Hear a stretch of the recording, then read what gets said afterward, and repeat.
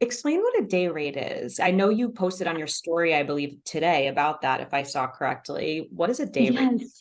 Okay, so day rates essentially packaged up, it's a service that you complete in a day. Now, I'll put that in air quotes because there's some flexibility around this. And I know for me, like I mentioned earlier, don't like commitment. I don't want to be tied down to having to do one thing. I know we've also had a lot of students do day rates who have children, and it's not possible to always know exactly what's going to happen in your schedule in a day.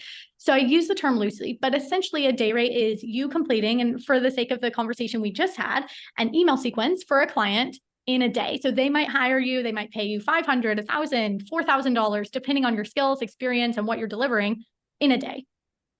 That's amazing, right? Imagine if you just needed to have a few day rates lined up to work with clients in a quick and snappy project and then turn that back around to them. One of the things that we do this is actually still our most popular service, I should say, in the studio is day rates. So one of the things that we do is we also do multi-day rates. So if we have a project that's actually longer than a day, I might do 2 days or 3 days, but it's still condensed and we're not necessarily doing as intensive of research as we'll do on full projects.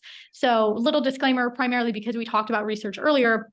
And so, you can still do some research with a day rate. There are ways that you can do it. But primarily your goal is to make sure that if you're going into a day rate, you have the information you need to complete the project. It might not mean that you need all of the research, the interviews, and everything about a brand in order to tackle their email sequence or their sales page, for example. For clients that come in and they don't have any of that to share with us, then I'll recommend them do a full project and we'll do the research and make sure we get that foundation for them. Yeah, it sounds like to offer a day rate, you need to be pretty niche specific because you need to have a lot of existing knowledge about that person's industry in order to offer that service that quickly.